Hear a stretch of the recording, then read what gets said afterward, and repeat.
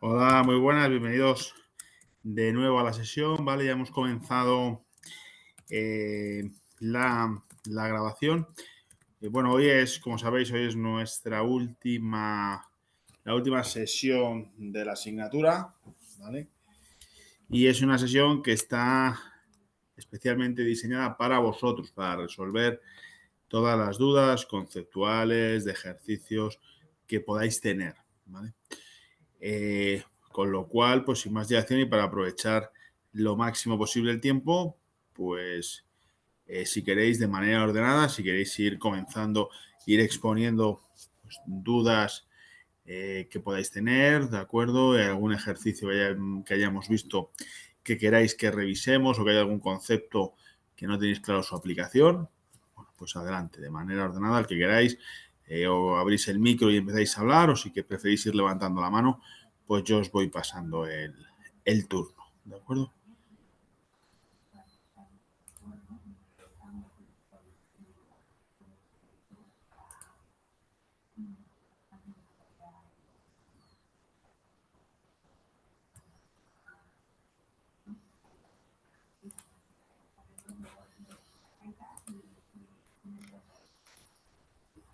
Si preferís alguno, escribir alguna duda por el chat, también, si no podéis intervenir, pues...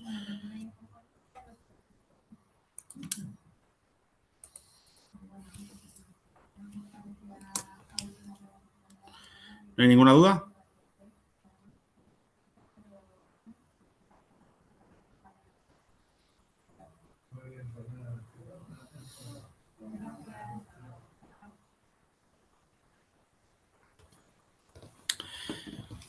Vale, bueno, pues si no os voy a presentar, he traído una serie de ejercicios, ¿vale? 9 en concreto que cubren la totalidad de las temáticas y de las preguntas, ¿vale? Que nos vamos a poder encontrar en el examen, ¿vale? Solo una consulta nada más quería, Dime. de repente no sé si está Sí, sí, dime, Carlos. el empleo de, digamos, en la actualidad de R, de Python, de esos digamos, software, ¿cómo encaja dentro de esto? ¿Es recomendable? ¿No es recomendable? ¿Solo es digamos, en relación al Excel, cómo podría integrarse eso? Porque a veces he visto esas documentaciones y quería consultarles, ¿no? ¿Pero el qué quieres integrar en el Excel? Perdón, es que no te entendí bien la pregunta. No, me refiero el análisis, digamos, de las datas, todo eso. Veo que hay documentación en R, le decía eso, ¿no? Si dista mucho de lo que nosotros, por ejemplo, podríamos usar en Excel ahora lo que hemos visto. Quiere decir usar R para hacer un análisis, un filtrado de datos y Así demás. es. No, sí, para el análisis en general. Puedes usarlo exactamente igual. Quiero decir, lo que pasa es que no todo el mundo tiene... O sea, R es un lenguaje de programación, Carlos, no Así es una es. herramienta de ofimática. Entonces, usamos fundamentalmente Excel porque no requiere esos conocimientos previos. Pero si tú conoces la función que ordena en R de menor a mayor las rentabilidades, pues puedes calcular ahí el percentil perfectamente, ¿vale? Es decir, el Excel, el R son soportes. Lo importante son los conceptos.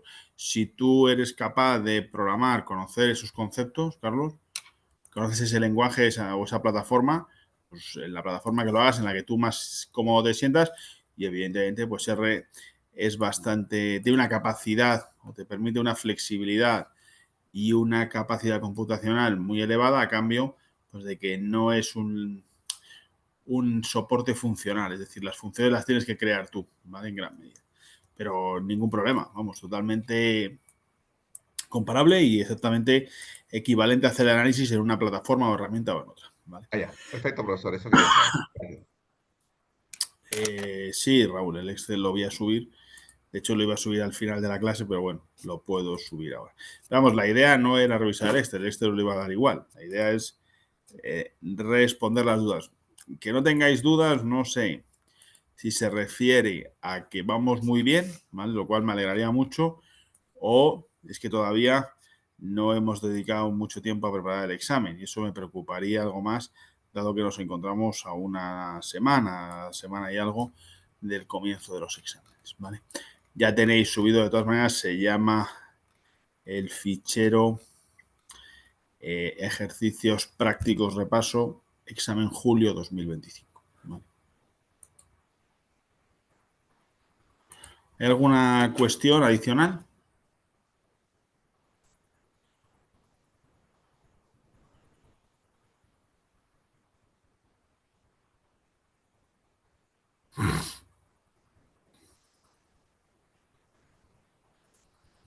¿No?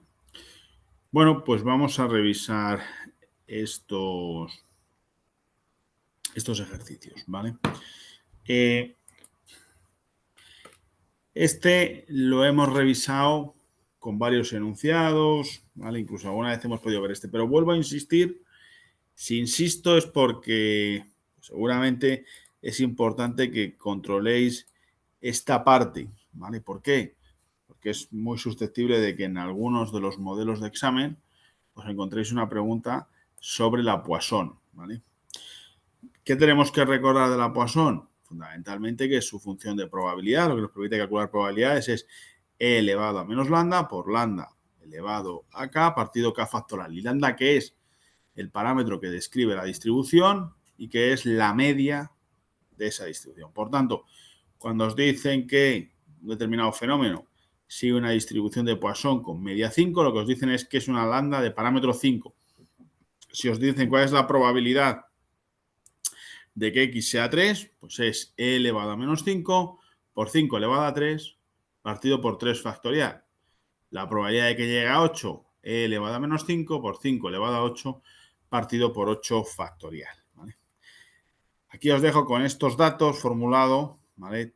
Todas las probabilidades que podáis querer calcular, porque, bueno, creo que es bueno que os familiaricéis. En el examen no vais a tener Excel, pues os dejo todos estos datos para que podáis practicar, no digo hasta la extenuación, pero podéis practicar bastante y eso tiene una ventaja, ¿vale? Que es que cogeréis familiaridad con el cálculo y os ayudará a memorizar la función de probabilidad de Poisson, que es una de las cosas que os tenéis que saber bien y que a buen seguro, independientemente de la medida que os examen, de examen que os toque, os reportará puntos, ¿vale? Entonces, esto es importante, revisar los cálculos, bueno, la forma os la dejo aquí porque a mí me gusta graficarlo todo, lo sabéis, pero esto no es tan relevante de cara al examen, ¿vale? Entonces, primer concepto importante que quiero repasar como otro de cara al examen. ¿Todo el mundo tiene claro cómo se calcula una probabilidad bajo el modelo de Poisson?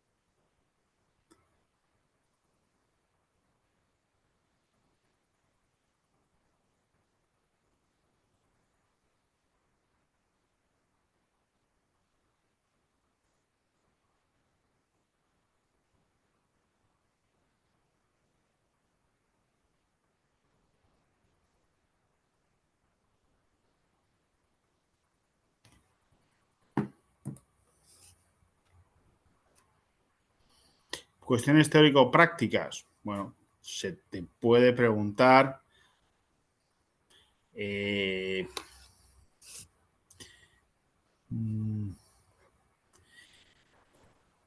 diría que no. ¿Te refieres a lo del tema de que tiene que ser para aproximar Hombre,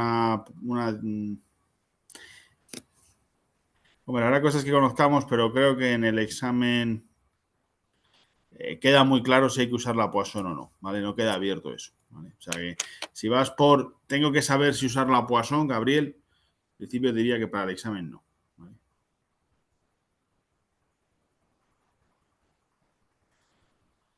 ¿Más dudas sobre este punto?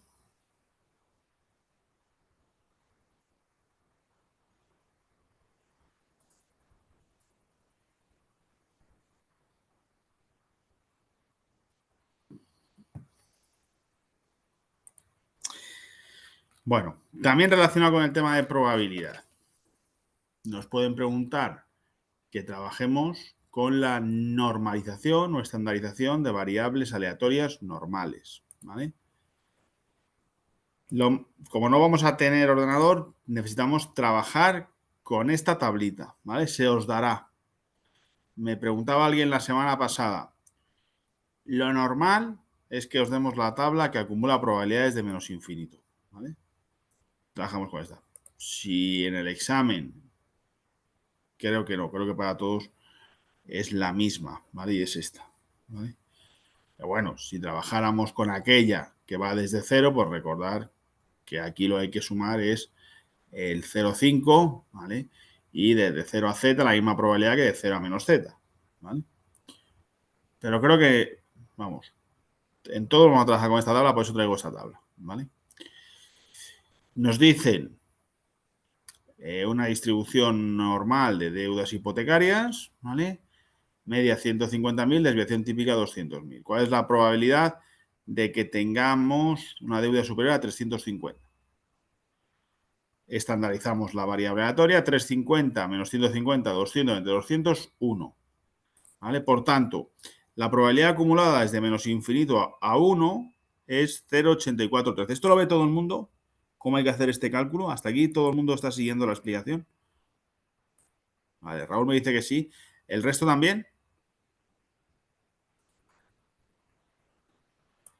Entonces, una vez que llegamos a 1, como nos dicen la probabilidad mayor y esto nos dice la probabilidad de menos, pues es 1 menos esa probabilidad. ¿Vale? 1 menos 0,8413 es 15,87. Primer paso, estandarizo. Valor que me piden, menos media partido de desviación típica. Me voy a la tabla con dos decimales, ¿vale? La unidad y el primer decimal en el eje vertical y el segundo decimal en el horizontal, ¿de acuerdo? Y eso me informa la probabilidad de que sea menor que ese valor. Si me piden eso, es ese valor directamente. Si me piden el mayor, 1 menos ese. ¿Vale? Entonces, prácticamente la primera pregunta del examen, casi os aseguro que la vamos a poder resolver o bien con la Poisson o bien con la estandarización de variables aleatorias normales. ¿Vale? ¿Dudas sobre esto? Antes de pasar al siguiente bloque.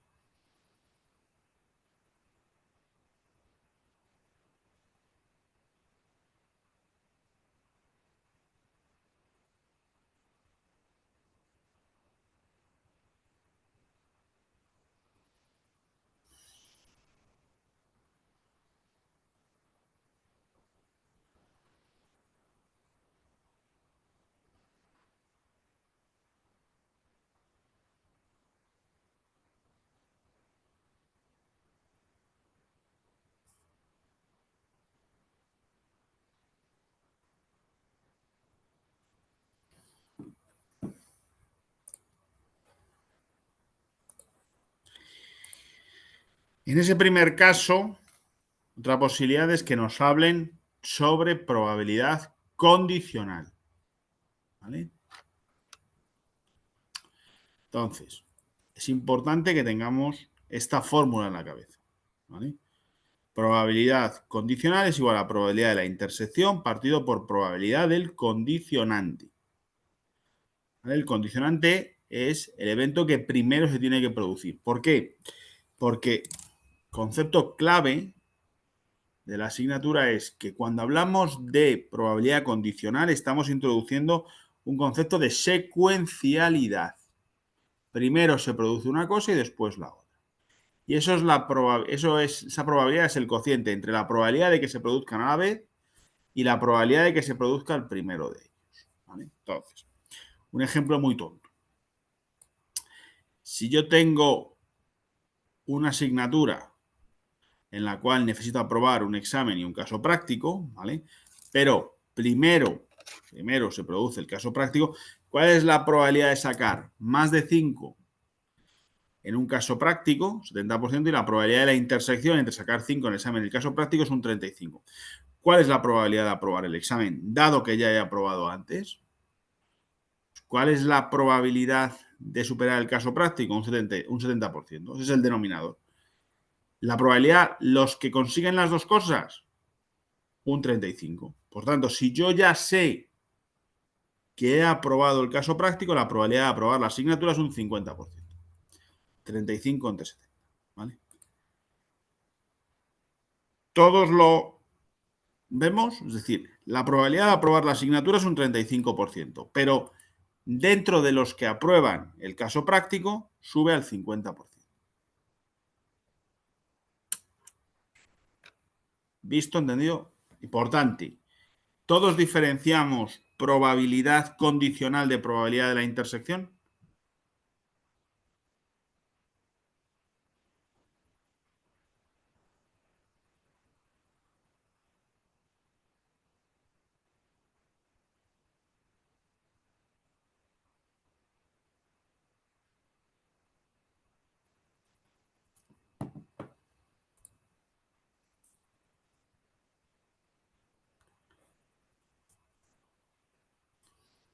Vale. Os dejo otro ejercicio, ¿vale? Os voy a dejar que es el del examen de conducción teórico-práctico para que podáis calcular a mano, no en el Excel, sino que con los datos que tenéis serían estos, podáis llegar a calcular todas las probabilidades de la intersección y todas las probabilidades condicionales, ¿vale? Estas serían las probabilidades del condicionante, estas las de la intersección, ¿vale? Importante, los conceptos teóricos, creo que por lo que me comentáis los tenemos todos claros. Ahora es importante que cojamos destreza en hacer el cálculo solo con una calculadora, ¿vale?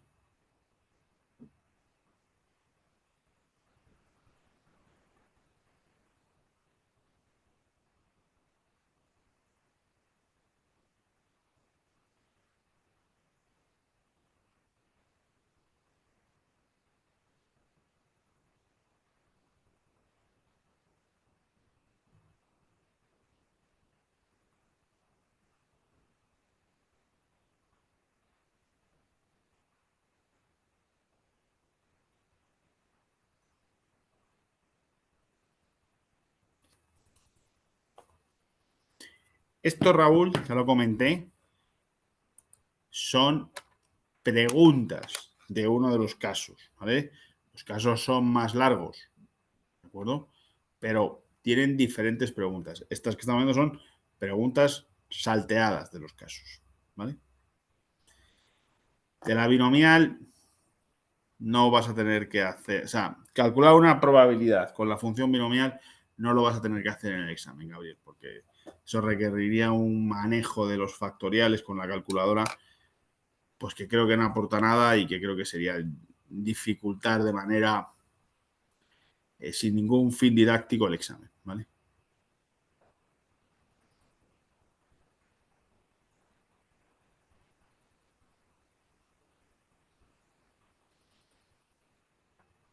Venga, más dudas, preguntas sobre esta primera parte de la asignatura.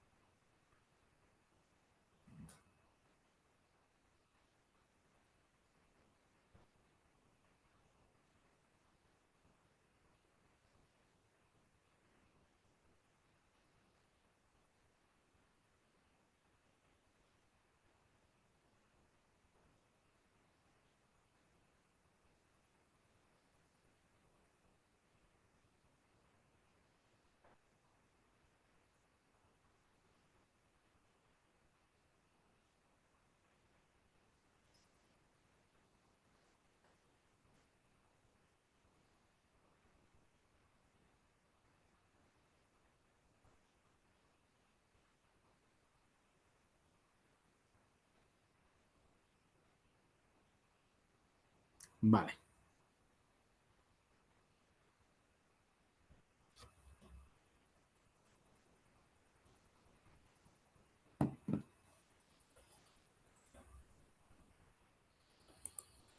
Segundo ejercicio, ¿vale? Hay una posibilidad, ¿vale? Básicamente aquí el examen se orientará como una cosa binaria. O te toca la correlación o te toca la volatilidad, ¿vale? Correlación el ejercicio, hay diferentes ejercicios con diferentes supuestos, pero es bastante estándar, ¿vale? Lo que nos da es dos variables aleatorias, ¿vale? Todas tienen funciones financieras. Hay uno que habla sobre cotización del petróleo, otros ejercicios que hablan sobre correlaciones de fondos, de rendimientos de fondos, ¿vale? Lo que se pide es calcular un coeficiente de correlación a mano, ¿vale? Es decir, saber calcular la covarianza y las desviaciones típicas. Aquí lo tenéis, ¿vale? Yo que os recomendaría hacerlo varias veces en papel, ¿vale? Como lo vais a tener que hacer en el examen, porque en el ordenador se ve fácil, ¿vale? Pero hay que coger una cierta destreza. Entonces, es calcular estas medias en una calculadora, ¿vale? Calcular estas distancias, multiplicarlas, sumarlas, y os tiene que dar este valor 7, ¿vale? A continuación, cuando lleguéis a calcular este 0,51 o el que dé en su caso, pues oye, con un tamaño de la muestra, ¿vale? Calculáis el estadístico, esta fórmula hay que sabérsela, es decir, estimador muestral menos 0 partido por la raíz cuadrada de 1 menos el estimador al cuadrado partido el tamaño muestral menos 2 y lo comparáis con el percentil. El percentil se os va a dar, creo que no, creo que lo vais a tener que buscar en la distribución TD-Student, ¿vale? Entonces, la distribución TD-Student, ¿vale? La vais a tener en el examen, pero la distribución TD-Student tiene dos entraditas, ¿vale?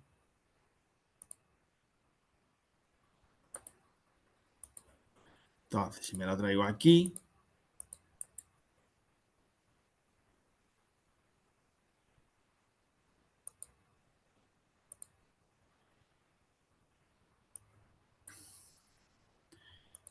no se ve muy bien por la resolución. Esperad un momento.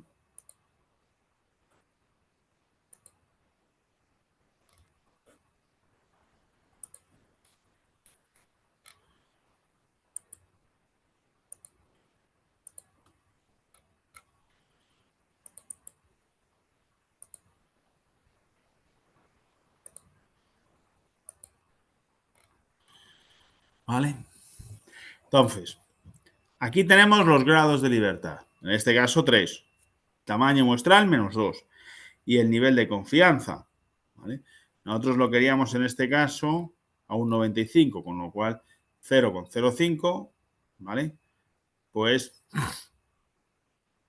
cogeríamos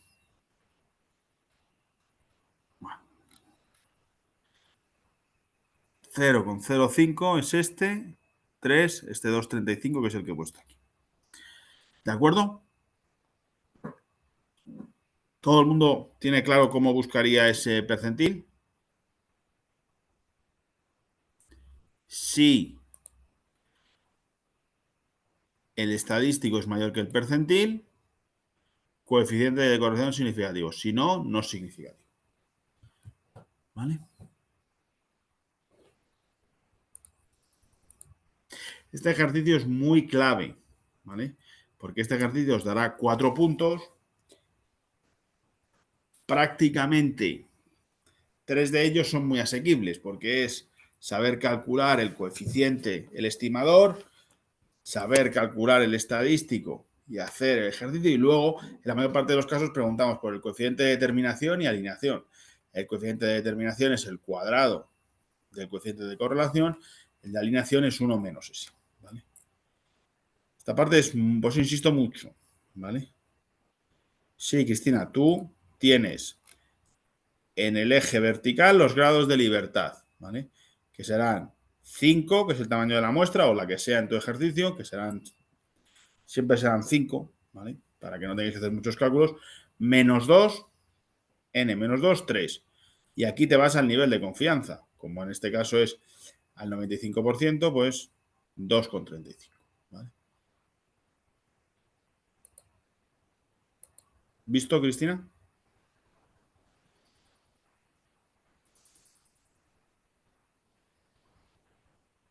Venga, ¿dudas sobre el tema de correlación?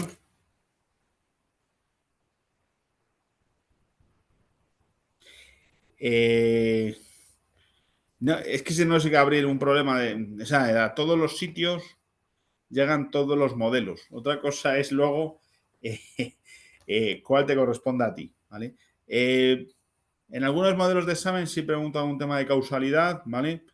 Pero bueno, recordar que eso es buscar la variable intermedia, como hicimos en la actividad, ¿vale? Pero en la mayoría no. En la mayoría no he puesto nada de causalidad, ¿vale?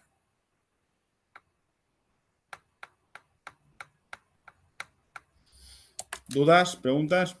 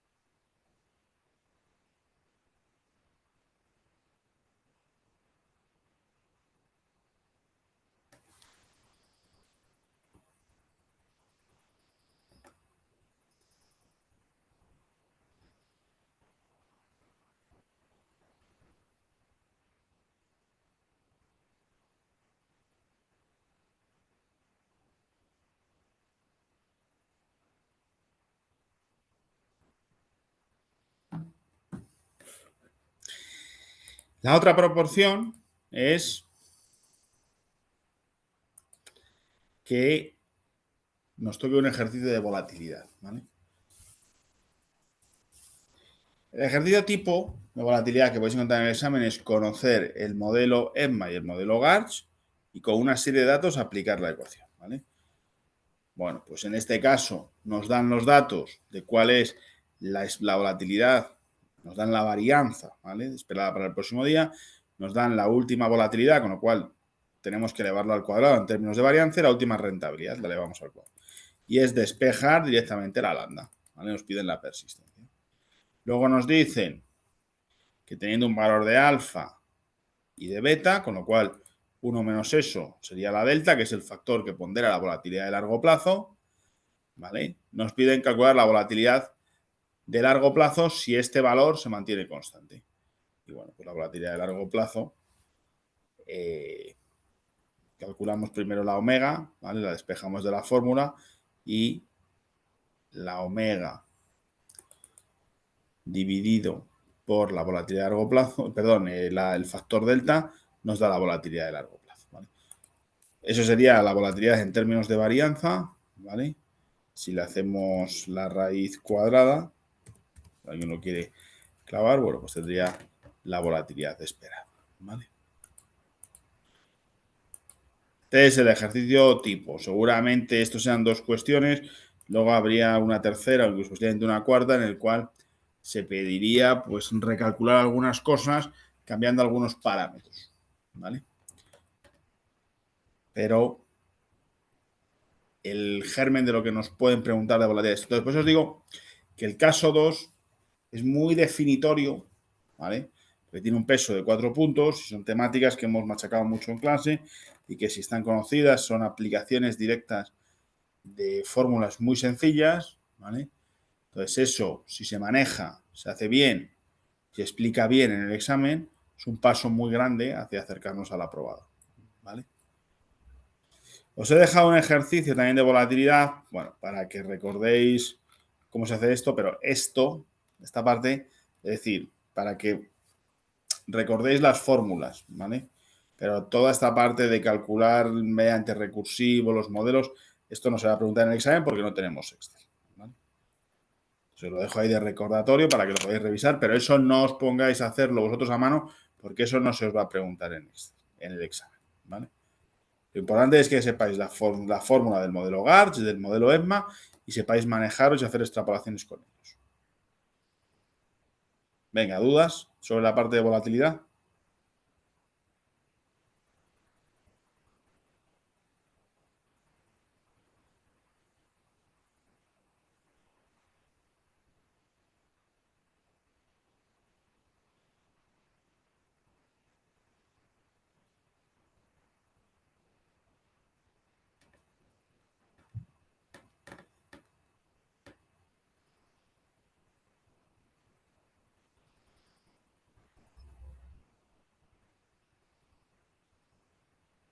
Sí, 2 es suficiente, Gabriel. 2 decimales es suficiente.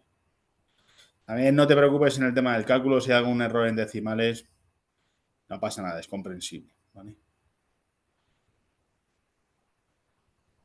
Sí, a ver, las volatilidades son desviaciones típicas y la ecuación del modelo se mide en varianzas, ¿vale, Cristina? Por tanto, te dicen que la desviación típica o la volatilidad, ¿vale? Y la varianza es el cuadrado. Por eso dice la volatilidad de largo plazo, pues bueno, si pones este dato está bien, si lo pones en raíz cuadrada, pues está mucho mejor. ¿Vale? Volatilidad siempre es una desviación típica, ¿vale?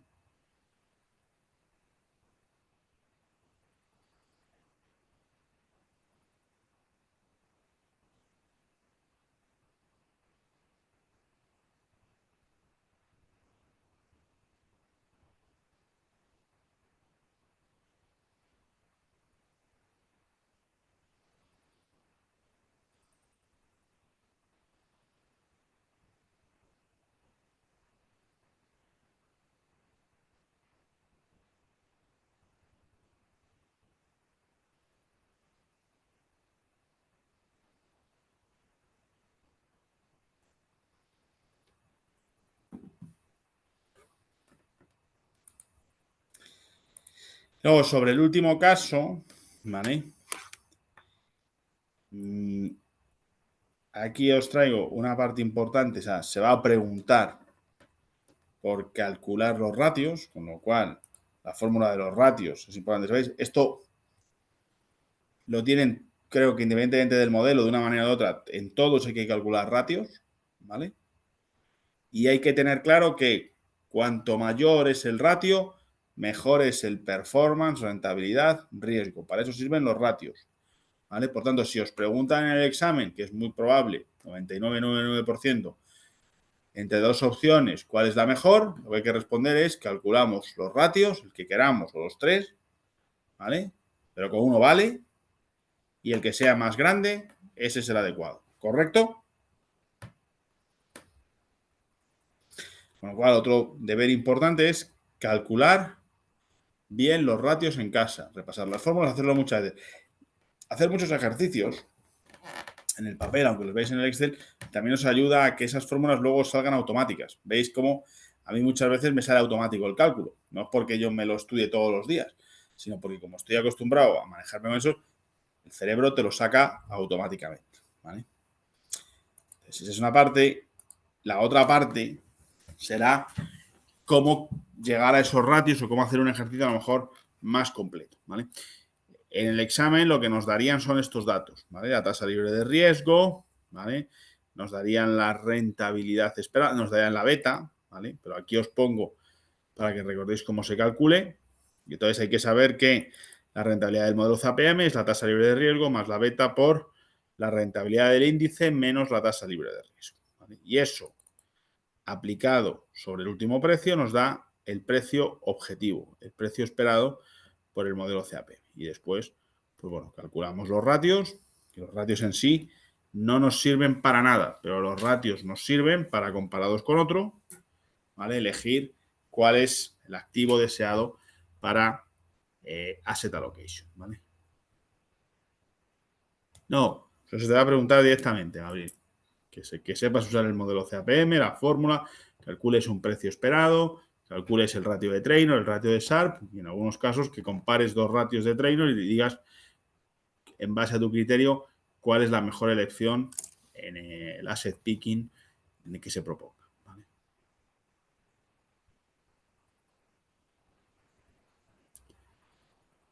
¿Entendido, Gabriel? ¿Respondido esa pregunta? Entonces, estos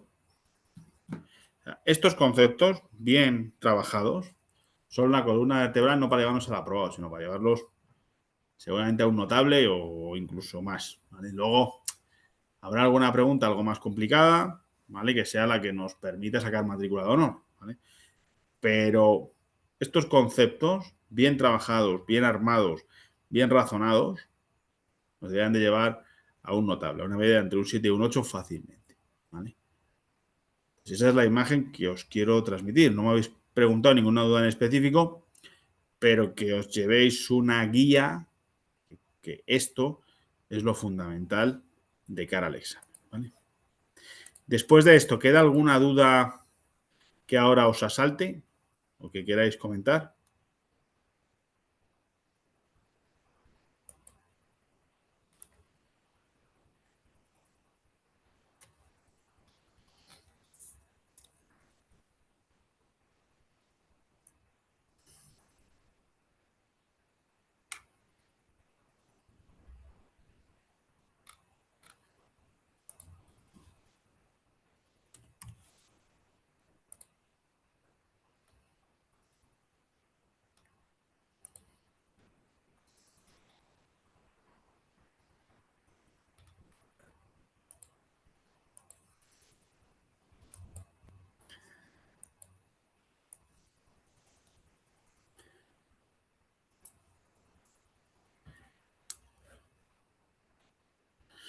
Del tema de regresiones, ¿vale?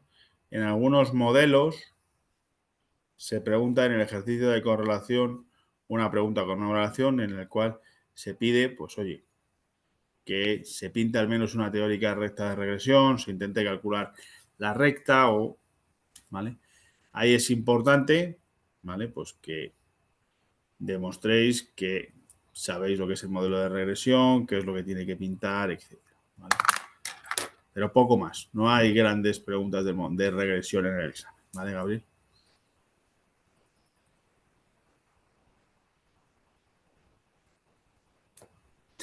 Pero me refería a dudas de conceptual, no a que me intentéis sonsacar sobre qué preguntas tiene el examen, ¿vale? Que yo os las contesto, ¿vale? Pero no se trataba exactamente de eso la sesión, ¿vale? Pero venga, más dudas, más preguntas. No os quedéis con nada, porque esta es muy posible que sea la última interacción en directo que tengamos, ¿vale? Siempre hay que rascar y si el profesor es fácil, Raúl, pues se rasca más que con otros. Yo lo entiendo, ¿vale? Venga, más preguntas o más rascados, como dice Raúl.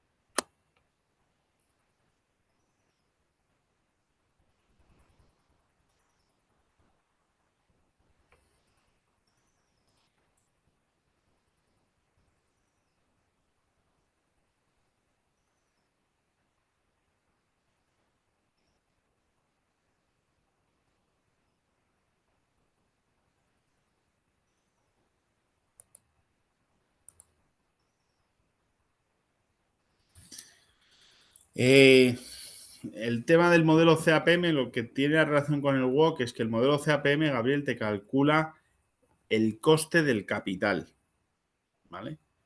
Entonces, tú tienes un coste de la deuda, ¿vale? Que es el que te permite no incurrir en pérdidas, ¿vale? un WOC, ¿vale? Que es el que te permite generar valor, ¿vale? Y luego un coste del capital, que es el que tú tienes que tener en cuenta a la hora de pedir capital nuevo o retribuir con crecimiento, con dividendos, como quieras, a los accionistas de tu compañía, ¿vale?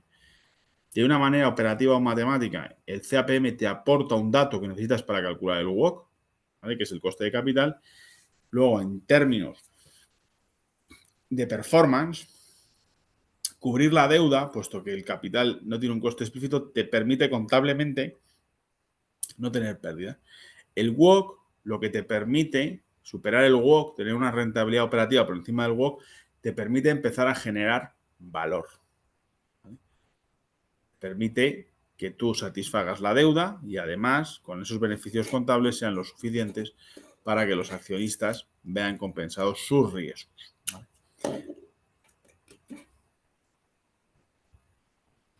No, el CAPM no supone que tú pides a la libre de riesgo.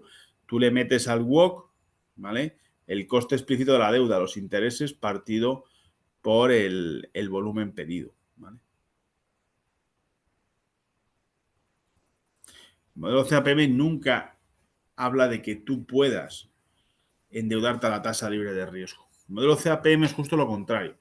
Lo que te dice es que tú tienes que tener en cuenta que por encima de la rentabilidad explícita que te pidan, tienes que sumarle, o que sea el riesgo que tú asumes en una inversión, tienes que pedirle la tasa libre de riesgo. O sea, al contrario, el modelo CAPM lo que te dice es que tienes que sumar la tasa libre de riesgo a la rentabilidad exigida por el riesgo financiero que asumes, ¿vale?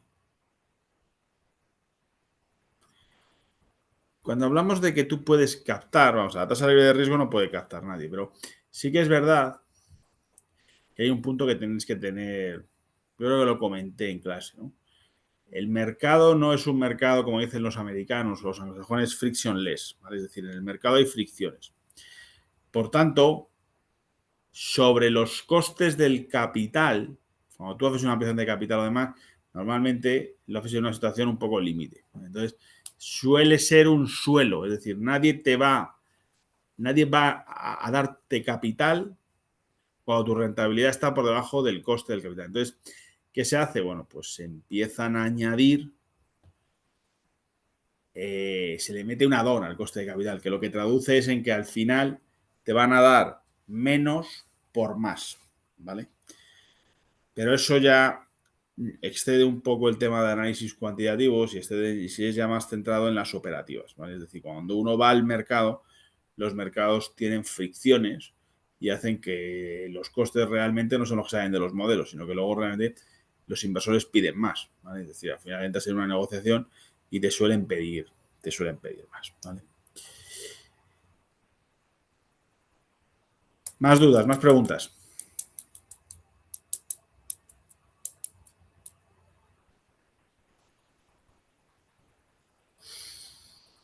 Bueno, pues si no hay más dudas, veo que no hay ninguna más en el chat.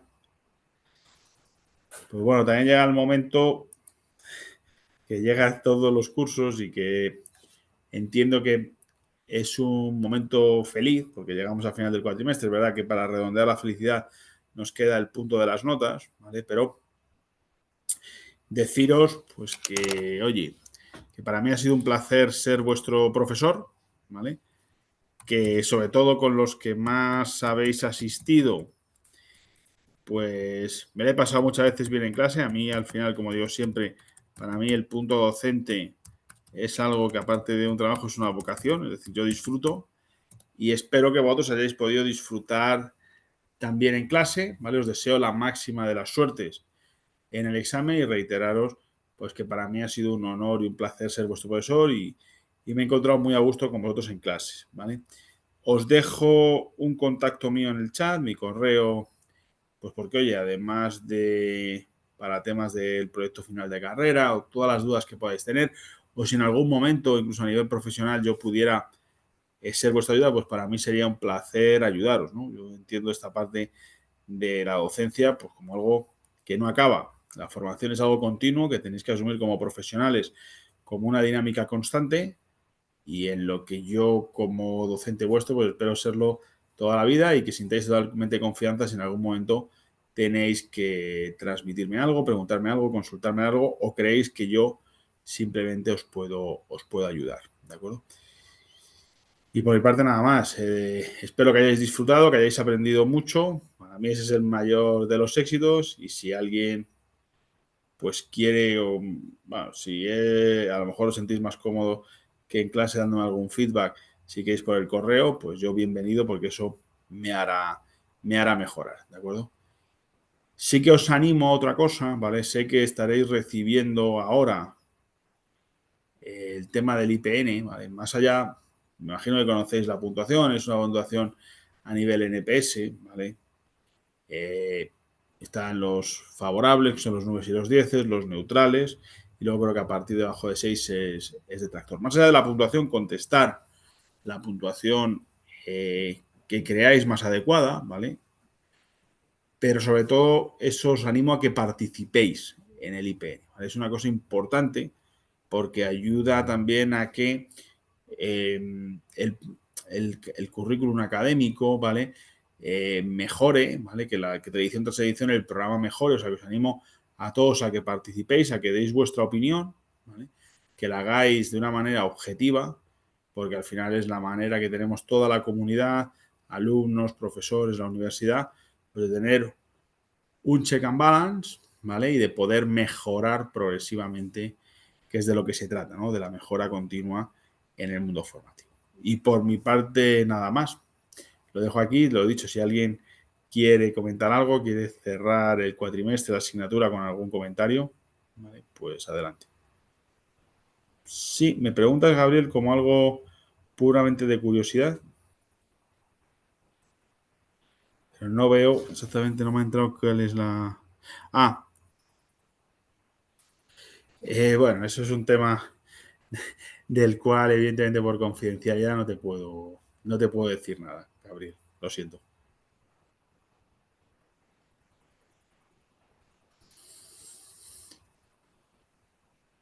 ¿Nada más? Bueno, pues lo dejamos aquí. Os reitero la enhorabuena. Creo que habéis sido un grupo muy comprometido, sobre todo la parte del grupo que habéis asistido prácticamente todas las sesiones. Yo creo que, por lo que veo, por lo que he visto en las actividades, espero que los resultados sean buenos y sobre todo mi impresión es que la asignatura os ha servido y habéis aprendido, ¿vale? Y eso es también de lo que se trata.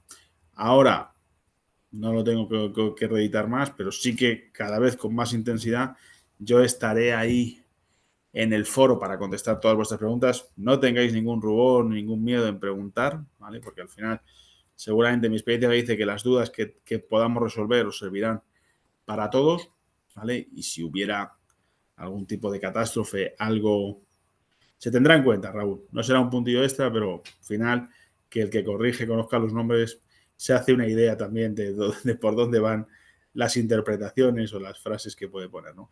Pero lo que os decía, todavía estaré ahí esos últimos días hasta el día del examen, ¿vale? Por favor, pues todas las dudas que os hagan en el proceso de estudio, preguntar, yo estaré ahí con especial énfasis en responderlas, en ayudaros y muchísima suerte para el examen, ¿vale? Yo espero pues que la inmensa mayoría, salvo accidentes que muchas veces son imprevisibles, tener un mal día, cualquier cosa, pues oye, la impresión que yo me llevo a día de hoy es que deberíais de superar el examen porque creo que habéis adquirido los conocimientos suficientes para hacerlo. Y la verdad es que, bueno, pues yo me voy contento y orgulloso del grupo que hemos tenido. ¿De acuerdo? Nada más, un abrazo muy fuerte y mucha suerte para el examen y sobre todo, pues oye, que esto es un punto y seguido, me tenéis ahí, tenéis mis datos de contacto en todo aquello que yo pueda ayudaros, pueda asesoraros, pues también será una parte mía como docente y encantado de hacerlo. Un abrazo muy fuerte a todos y mucha suerte de nuevo para el examen.